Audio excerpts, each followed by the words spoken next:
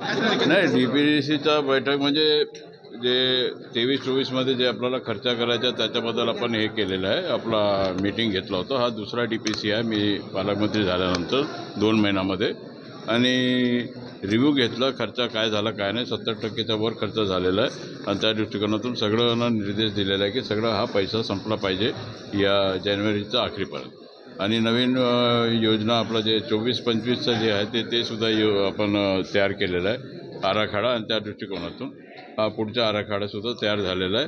आणि मेडिकल कॉलेजचं तर मी सांगितलेलं आहे, मेडिकल कॉलेजचा करता 700 कोटी रुपये मंजूर झालेला आहे। त्याच्या पुढच्या फेब्रुवारी महिन्यामध्ये उपराष्ट्रपती महोदय इथे येणार आहेत आणि त्यांच्याकडून भूमिपूजनसुद्धा होणार आहे। कालवा समितीची देखील बैठक झाली, त्यामध्ये काय नेमकी चर्चा करण्यात आली? बाग नदीचा होता ते वेगवेगळं उजवा कालवा आणि डावा कालवा असं प्रकारचं ते बैठक झालेलं आहे। त्याच्यामध्ये लोकांचं जे ॲप्लिकेशन झालेलं आहे, कुठपर्यंत पाणी गेलं पाहिजे, काय गेलं पाहिजे, असं प्रकारचं मीटिंगमध्ये चर्चा झाली।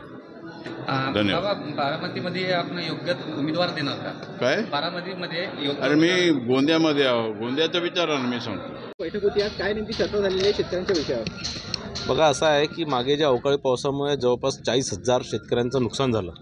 27 नोव्हेंबरपासून ई-पीक जो ॲप आहे तो बंद करण्यात आलेला आहे आणि तो सुरू करण्याची मागणी मी या मीटिंगमध्ये उपस्थित केली। पालकमंत्र्यांनी या संदर्भात रुलिंगसुद्धा दिलं आहे की आपण ही जी ई-पीक नोंदणी जी बंद झाली ती चालू करण्यासंदर्भात कलेक्टरांनी पालकमंत्र्यांनी वर्त प्रस्ताव पाठवण्याच्या संदर्भात आणि परत ती चालू करण्यात यावी या संदर्भात आपण रुलिंग देण्यात आली। जवळपास 25% शेतकरी अजूनही नुकसानग्रस्त शेतकरी अजूनही त्या ई-पीक नोंदणीपासून वंचित आहे आणि ती ई-पीक नोंदणी सुरू करण्याच्या संदर्भात आज निर्णय झाला। दुसरा निर्णय जो झाला तो OBC हॉस्टेलच्या संदर्भात झाला। 2018मध्ये या संदर्भातला त्यावेळेस माननीय देवेंद्र फडणवीस साहेब मुख्यमंत्री होते, त्यांनी प्रत्येक जिल्ह्यामध्ये OBC हॉस्टेल असली पाहिजे या संदर्भातली त्यांची संकल्पना होती आणि प्रत्येक जिल्ह्यामध्ये 500 मुलांचं आणि 500 मुलींचं हॉस्टेल असली पाहिजे या संदर्भातला GR सुद्धा त्यांनी काढला होता। पण अधिकाऱ्यांच्या हलगर्जीपणामुळे तो आतापर्यंत प्रलंबित आहे। त्या संदर्भात प्रत्येक DPDC मीटिंगमध्ये मी हा विषय उचलला आणि या संदर्भात आता दोन जागा, एक मुलांचे हॉस्टेल मुलींचे हॉस्टेल 500 विद्यार्थ्यांचे 2 जागा आता फायनल झाले आणि या संदर्भातले सगळे कागद आणि सगळं जे DPR राज्य शासनाकडे पाठवण्यात आलेलं आहे आणि राज्य शासन या संदर्भात लवकरात लवकर निधी देऊन हे हॉस्टेलचं काम सुरू होणार आहे।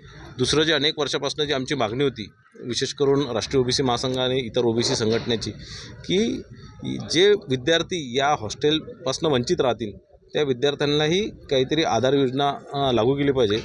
तर याच अधिवेशनामध्ये ज्ञानज्योती सावित्रीबाई फुले आधार योजना सरकारने घोषणा केलेली आहे आणि त्या माध्यमातून प्रत्येक जिल्ह्यामध्ये 600 विद्यार्थ्यांना या संदर्भात OBC विद्यार्थ्यांना या संदर्भाचा फायदा होणार आहे।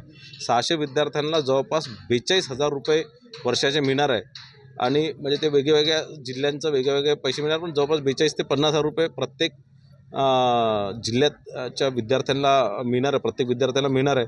ही एक चांगली योजना लवकरात लवकर सुरू करण्याच्या संदर्भात, कारण या संदर्भातला GR 10 दिवसाआधीच आलेला आहे आणि त्या संदर्भातले ॲड काढून विद्यार्थ्याकडनं अर्ज मागवण्याच्या संदर्भात या DPDC च्या मीटिंगमध्ये मी घेण्यात आला। त्याही संदर्भातचे निर्देश सन्माननीय पालकमंत्री महोदयांनी दिलेले आहेत।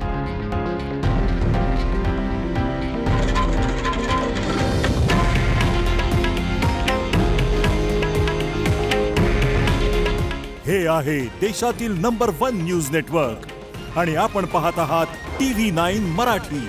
काळजी तुमची, हित महाराष्ट्राचं।